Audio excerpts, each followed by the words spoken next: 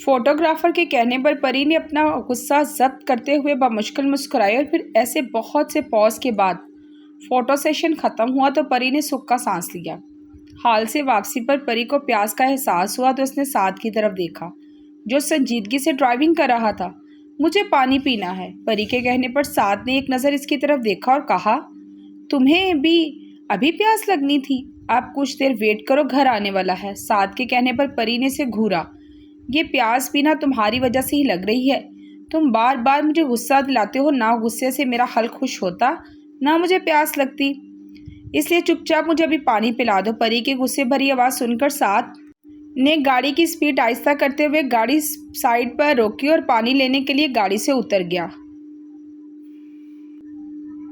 ابھی سعد گیا ہی تھا کہ گاڑی میں فون بجنے کی آواز آئی۔ پری نے اپنے فون کی طرف دیکھا تو وہ اس کی پرس میں تھا۔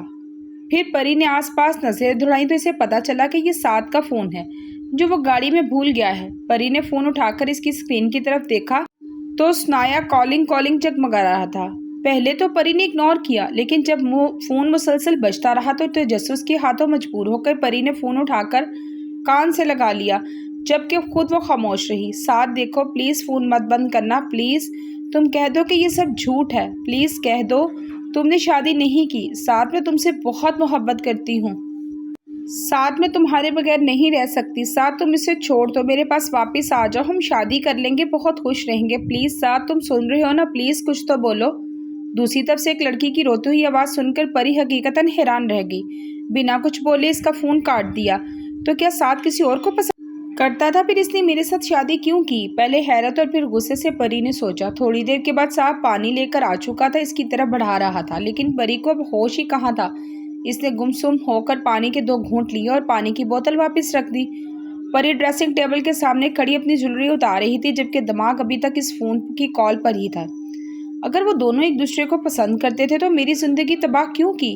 اس لڑکی کی باتیں رہ کر اسے یاد آ رہی تھی۔ وہ اپنی سوچوں میں اس قدر مگن تھی کہ اسے پتہ ہی نہیں چلا کہ سعد کب اس کے پیچھے آ کر کھڑا ہو گیا۔ اسے ہوش تو تب آیا جب وہ اپنے ارد گرد اپنے بازوؤں کا حصار قائم کر چکا تھا۔ کیا سوچ رہی ہو؟ سعد نے اس کے کان میں سرگوشی کی تو پری اچھل کر پیچھے ہٹ گئی، لیکن وہ ابھی بھی سعد کے مضبوط حصار میں تھی اور کچھ سوچ رہی تھی۔ اس کے دماغ میں بہت سی سوچیں تھیں، بہت سے سوال تھے جو وہ پوچھنا چاہتی تھی۔ وہ بھی الجھی نظروں سے اس کی طرف دیکھ رہی تھی۔ جب وہ اس کے سوراخی دار گردن پر جھکا تو اس پر اپنے ڈھلتے ہوئے لب رکھ دیے تو گویا پری کو ہوش آیا۔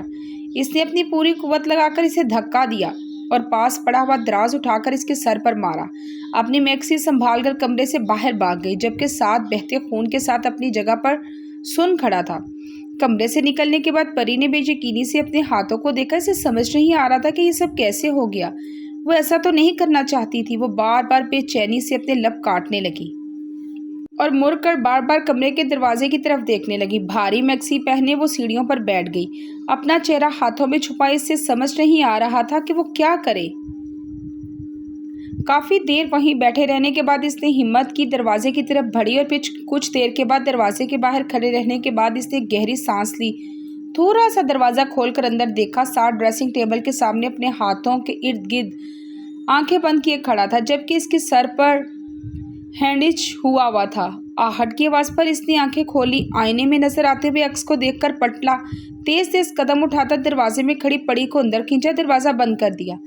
سعد، آج میں نے جان بوجھ کر چپ، بالکل چپ، آواز نہیں آنی چاہیے تمہاری۔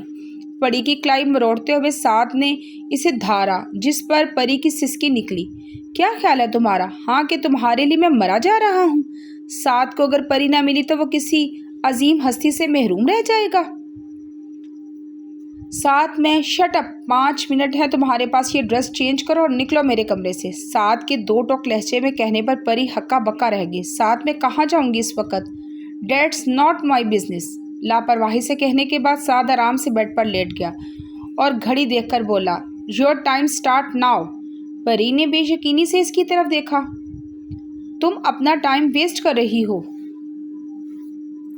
سعد نے اس کو کہا۔ پری کو وہیں کھڑے دیکھ کر بولا، میں کہیں نہیں جاؤں گی۔ پری ڈھیٹھوں کی طرح کہتے ہوئے صوفے پر بیٹھ گئی۔ 4 منٹس اینڈ 12 سیکنڈس لیفٹ۔ اس کے بعد میں دھکے دے کر نکالوں گا، پھر چاہے تم نے یہ ڈریس چینج بھی نہ کیا ہو۔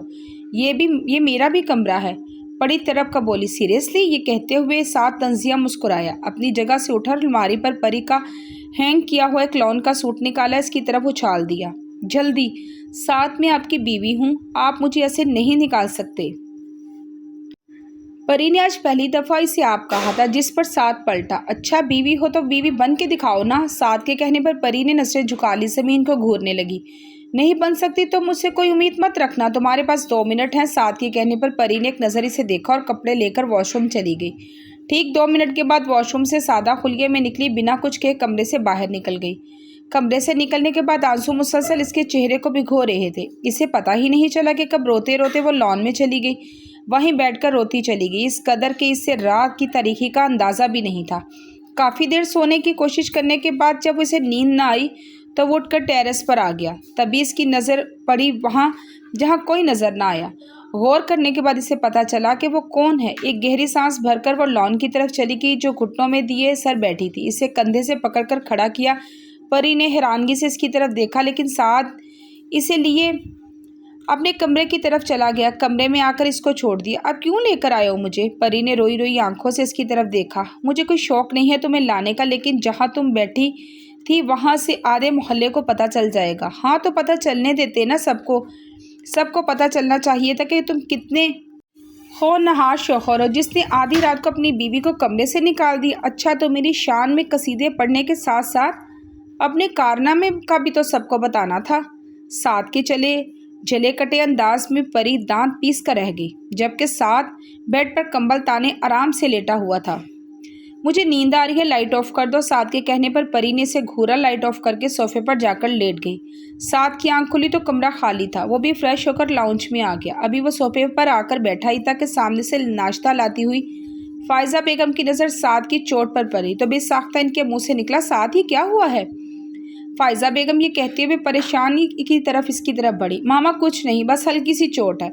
یہ ہلکی سی چوٹ ہے؟ بھلا بتاؤ کیسے لگی؟ ماما وہ فائزہ بیگم کے سوال پر 1 منٹ کے لیے ساتھ گڑبڑا سا گیا، پھر سنبھل کر سامنے سے آتے ہوئے پری کو دیکھ کر بولا، وہ میں سلپ ہو گیا تھا تو ٹیبل کا کونا لگ گیا، ہلکی سی چوٹ ہے، آپ آئیں نا ناشتہ کریں۔ پری نظریں چرا کر سامنے سے گزر گئی۔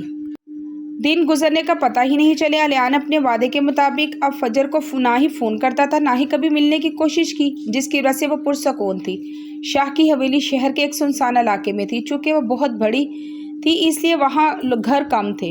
ایک کونے میں ہونے کے باعث وہاں لوگوں کا آنا جانا کم تھا۔ فجر خود تو وہاں نہیں گئی، لیکن ساجدہ اور محسن گئے تھے، اس لیے فجر امید سے تھی کہ اس کی شادی شاہ کے بعد الیان اسے نہیں ڈھونڈ سکے گا، اور اسے امید تھی ہو سکتا ہے کہ وہ کچھ عرصہ سے ڈھونڈنے کے لیے، لیکن وہ یقیناً اسے بھول جائے گا۔ اس سے شادی کے بعد نمبر چینج کرنے کا بھی فیصلہ کیا تھا، تاکہ وہ کسی طریقے سے بھی اسے تنگ نہ کرے۔ پری اور سعد اب ایک دوسرے سے لڑتے تھے۔ اکثر وہ دونوں ایک دوسرے کی چھوٹی چھوٹی باتوں پر ایک دوسرے کو الزام دیتے تھے۔ اس دوران اگر فرق آیا تھا تو بس اتنا کہ اب پری طلاق کی بات نہیں کرتی تھی، سعد اس کے قریب آنے کی کوشش نہیں کرتا تھا۔ باقی سب ویسا ہی تھا۔ سعد جب پری کو یونیورسٹی چھوڑنے جاتا تھا تو اکثر پری کی ضد پر ہی اسے زاہدہ اور عابدہ بیگم سے ملوانے لے جاتا۔ ڈنر کے بعد سعد لیپ ٹاپ لے کر بیٹھا تھا جب پری بھی اس کے پاس صوفے پر آ کر ٹک گئی، اور کچھ دیر اسے کام کرتا ہوا دیکھنے کے بعد اس نے سعد کو مخاطب کیا۔ سعد نے ہنگورا بھرا، جبکہ اس کی نظریں لیپ ٹاپ پر جمی تھی۔ سعد وہ اگلے ہفتے فجر کی شادی ہے تو میں کل اس کے گھر جانا چاہتی ہوں۔ ہاں تو جاؤ، ویسے جیسے تم ہر کام مجھ سے پوچھ کے کرتی ہو نا۔ وہ ایکچولی فجر نے تمہیں اور پھپھو کو خاص طور پر انوائٹ کیا ہے، تم آؤ گے نا شادی پر؟ پری کے کہنے پر سعد نے ایک لفظی جواب دیتے ہوئے کہا، نہیں۔ لیکن کیوں؟ سب کیا سوچیں گے تم کیوں نہیں آئے؟ پری کا منہ اتر گیا۔ سب یہ سوچیں گے کہ میں بیزی ہوں، بالکل اسی طرح جس طرح تم بیزی تھی جب میرے دوست نے ہمیں انوائٹ کیا تھا۔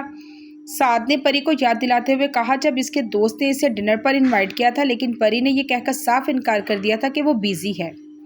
سعد تم بدلہ پھر کبھی لے سکتے ہو۔ ہرگز نہیں، پتہ نہیں یہ موقع دوبارہ ملے یا نہ ملے، میں تمہارا کوئی ادھار نہیں رکھنا چاہتا۔ دل جلانے والی مسکراہٹ کے ساتھ کہہ کر وہ پھر سے کام کی طرف متوجہ ہو گیا۔ یو کانٹ ڈو دس وش می، رونے والی شکل بنا کر پری نے کہا، آئی کین۔ سعد کے کہنے پر پری نے بے بسی سے رخ موڑ لیا کیونکہ فجر نے بہت اصرار سے سعد اور فائزہ بیگم کو بلایا تھا، جو پری نے حامی بھی بھر لی تھی، جس پر فائزہ بیگم تو تیار تھی، لیکن سعد کو رضامند کرنا اس کی سوچ سے زیادہ مشکل ثابت ہوا۔ سعد نے ایک نظر منہ موڑے بیٹھی پری کو دیکھا، گہرا سانس رکھ کے بولا، اچھا ٹھیک ہے، لیکن میں صرف بارات پر آؤں گا۔ سعد کے کہنے پر پری، جو فجر کو انکار کی وجہ سے سوچ رہی تھی، سعد کی بات سن کر پری ایک جھٹکے سے مری اور خوشی اور بے یقینی کی کیفیت کے زیر اثر اس کے گلے لگ کر بولی، تھینک یو سو مچ۔ پری کی حرکت پر سعد بھی ایک پل کو حیران رہ گیا کہ وہی دوسری طرف پری کو بھی جب اپنی حرکت کا اندازہ ہوا تو فوراً اس سے دور ہوئی۔ اپنی شرمندگی مٹانے کے لیے اپنے بال کان میں پیچھے کرتی ہوئی بولی، میں پیکنگ کر لوں؟ یہ کہہ کر الماری کی طرف بڑھ گئی، جبکہ سعد صرف نفی میں سر ہلا کر رہ گیا۔ پری نے رات فجر کو اپنے آنے کا بتایا کہ وہ صبح سے اس کا کیوں انتظار کر رہی تھی۔ اس کا انتظار آخر ختم ہو ہی گیا۔ جب وہ آئی دونوں بہت خوشی سے ملی۔ بے شک وہ یونیورسٹی میں ملتی تھی، لیکن وہاں پر وہ باتیں نہیں کر پاتی تھی کیونکہ وہ دونوں لیکچر لینے کے لیے فوراً بعد گھر چلی جاتی تھی، اسی لیے اب انہیں باتیں کرنے کا موقع ملا تھا۔ فجر پری کو اپنے کمرے میں لے گئی اور چھوٹی موٹی باتوں کے بعد فجر نے پری سے پوچھا، پری تم اور سعد بھائی کہیں گھومنے کیوں نہیں گئے؟ فجر کے کہنے پر پری نے اسے ایسے دیکھا جیسے اس نے کوئی ناممکن سی بات کر دی ہو اور کہا، پاگل تو نہیں ہو گئی؟ کیوں، اس میں پاگل ہونے والی کون سی بات ہے؟ میں اس کے ساتھ رہ رہی ہوں نا، یہی بہت بڑی بات ہے۔ پری کے ناک چڑھا کر کہنے پر فجر کو ہنسی آ گئی۔ کیوں، کیا ہو گیا؟ یہ پوچھو کیا نہیں ہوا۔ اگر میں نے اسے دوبارہ آزمایا تو کیا ہوگا؟ وہ اب اس بات پر مجھ سے 10 بار بدلہ لے چکا ہے۔ پری کے بتانے پر فجر سیدھی ہو کر بیٹھی اور بے یقینی سے پری کو دیکھ کر بولی، تم نے سعد بھائی کو دراز مار دیا؟ I mean really؟ ہاں تو میں نے جان بوجھ کر کون سا مارا تھا، بس ہو گیا نا۔ اس بات کا وہ مجھ سے 10 بار بدلہ لے چکا ہے۔ ویسے بھی وہ مجھے 2 دفعہ اتنی زور کا تھپڑ مار چکا ہے، وہ کس گنتی میں ہے؟ بس حساب برابر ہو گیا۔ محبت کے دعوے کسی اور سے خواہشوں کی تکمیل کے لیے میرے پاس آ گیا۔ آخری بات اس نے دل میں کہی، پھر سے فجر کی طرف متوجہ ہو گئی۔ اچھا تم بتاؤ، تم نے شادی کی شاپنگ کر لی؟ مجھے دکھاؤ۔ اس طرح باتیں کرتے کرتے انہیں وقت کا پتہ ہی نہیں چلا۔ رات کو ساتھ واپس آیا، ڈنر کے بعد اپنے کمرے میں چلا گیا۔ فریش ہونے کے بعد وہ ٹی وی دیکھنے لگا، لیکن کچھ دیر کے بعد بور ہو کر ٹی وی بند کر دیا کیونکہ اسے کسی چیز کی کمی محسوس ہو رہی تھی۔ اسے یاد آیا کہ جب بھی وہ ٹی وی پر نیوز لگاتا تھا تو پری ہمیشہ اسے ڈرامے لگانے کا کہتی تھی۔ اسے کچھ سمجھ نہیں آ رہی تھی۔ یاد کر کے ساتھ مسکرا دیا، اٹھ کر فائزہ بیگم کے پاس چل دیا۔ دن گزرنے کا پتہ ہی نہیں چلا۔ آج فجر کا مایوں تھا، جس میں اس نے بلو کلر کا سادہ سا فراک پہنا ہوا تھا۔ مایوں کی تقریب کے بعد فجر اپنے کمرے میں چلی گئی۔ کچھ دیر کے بعد پری بھی آ گئی کیونکہ وہ بھی فجر کے ساتھ سوتی تھی۔ مایوں کی تقریب کافی دیر بعد ختم ہوئی، اس لیے وہ بہت تھک چکی تھی۔ چینج کر کے بیڈ پر لیٹنے کے بعد وہ باتیں کرنے لگی کیونکہ ان کا آج پوری رات جاگنے کا ارادہ تھا۔ پری مجھے تمہیں کچھ بتانا ہے۔ فجر کے کہنے پر پری کچھ توفق سے بولی، ہاں بولو، تم نے مجھے کیا بتانا ہے؟ اسے یاد تھا ایک دن جب وہ ڈنر کے بعد اسی طرح ٹی وی پر نیوز دیکھ رہا تھا، جب پری دھماکے کی طرح اندر آئی، اس سے ریموٹ چھین کر ڈرامہ لگا لیا۔ پری مجھے ریموٹ واپس کرو، مجھے یہ شو دیکھنا ہے۔ میرا آدھا ڈرامہ پہلے ہی ضائع ہو گیا، بالکل چپ کر کے بیٹھنا۔ یہ کہہ کر وہ پھر ٹی وی کی طرف متوجہ ہو گیا۔ ڈرامے دیکھ دیکھ کر بالکل ڈرامہ بن گئی ہو تم۔ ادھر ریموٹ اپنے ہاتھ آگے بڑھاتے ہوئے سعد نے کہا، کیا مسئلہ ہے تمہارا؟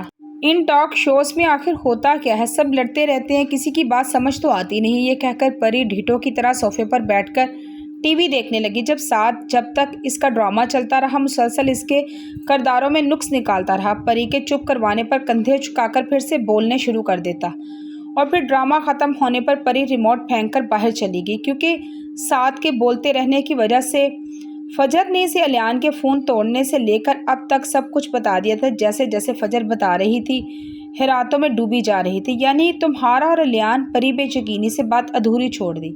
فجر تو پھر یہ شادی کیسے کر سکتی ہو؟ مطلب تمہارا تو الیان سے نکاح ہو گیا ہے، تم صرف الیان کو نیچا دکھانے کے لیے ایسا کیسے کر سکتی ہو؟ پری پریشان ہو کر بولی، دیکھو پری، اس نے مجھ سے زبردستی نکاح کیا ہے، ایسے نہیں ہوتے نکاح۔ گن پوائنٹ پر رکھ کر پیپر سائنس کروانے سے نکاح تھوڑی ہو جاتا ہے۔ میرا اصل نکاح نہ میری شادی کے دن ہوگا، جس میں میری ماما اور بابا کی مرضی شامل ہوگی۔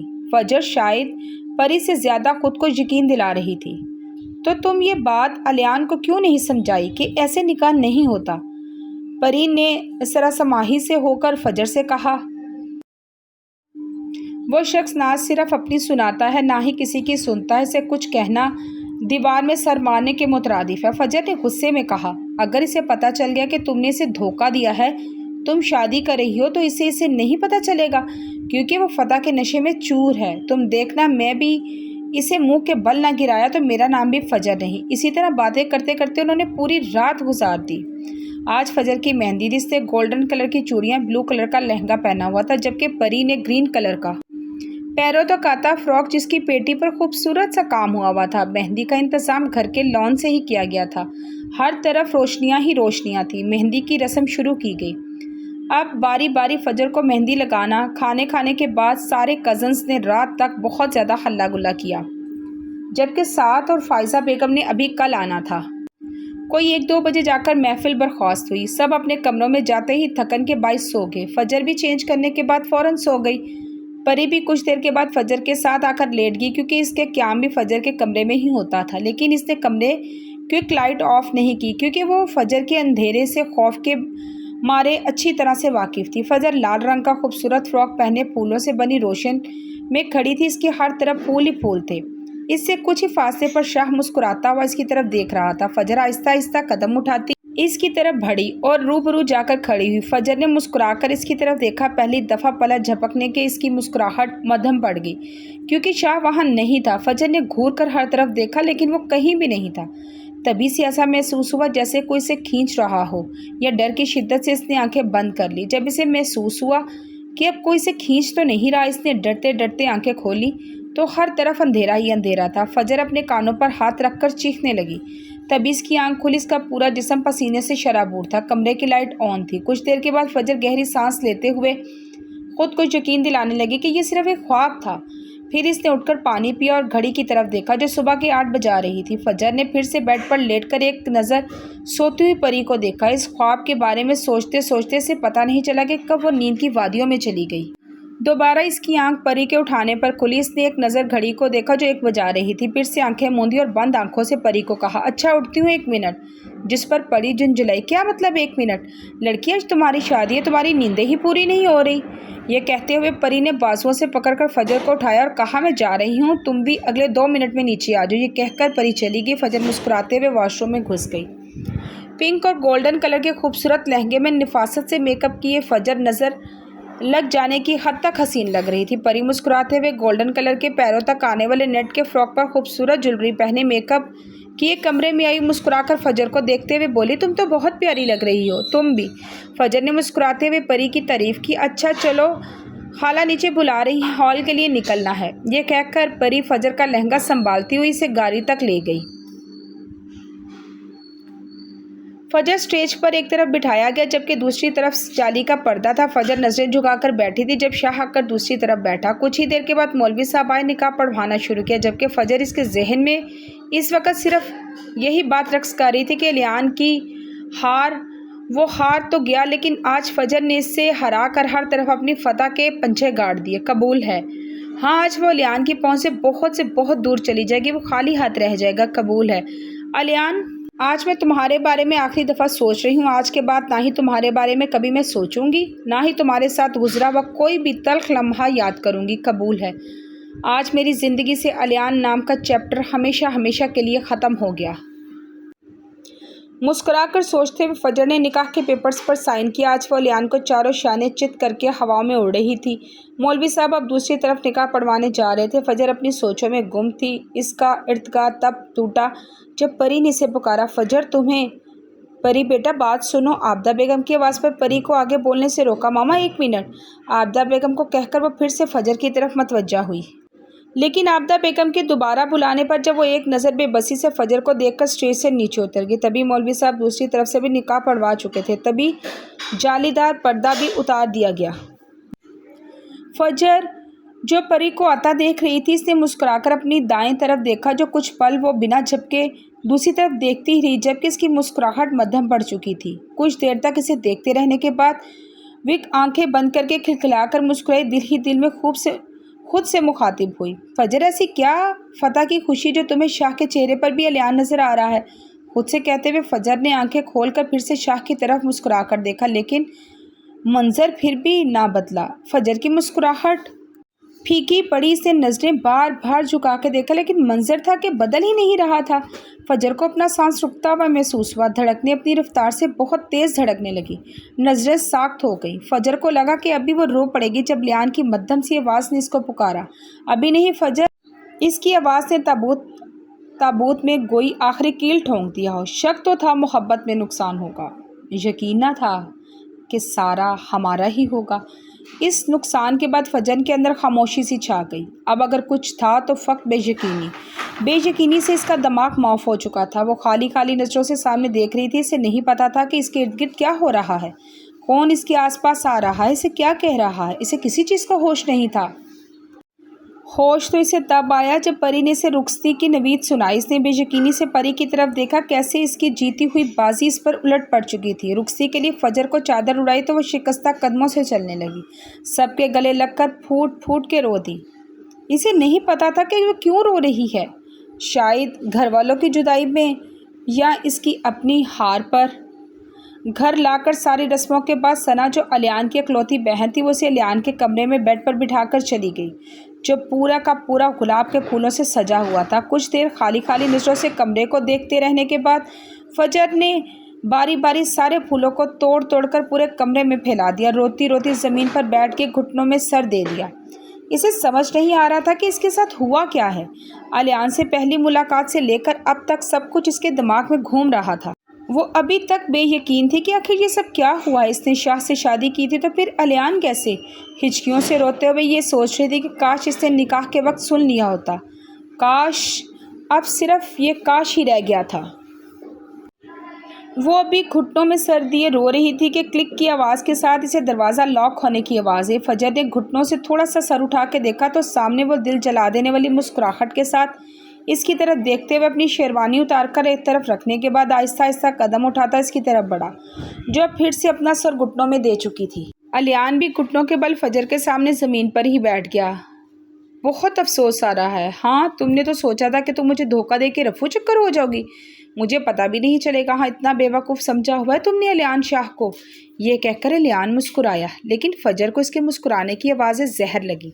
اس نے گھٹنوں سے سر اٹھایا اور کھا جانے والی نظروں سے الیان کو دیکھا۔ الیان کو گریبان سے پکڑ کر دھاڑی۔ دھوکہ میں نے نہیں، تم نے مجھے دیا ہے۔ میں تو شاہ سے شادی کر رہی تھی، پھر تم کیسے؟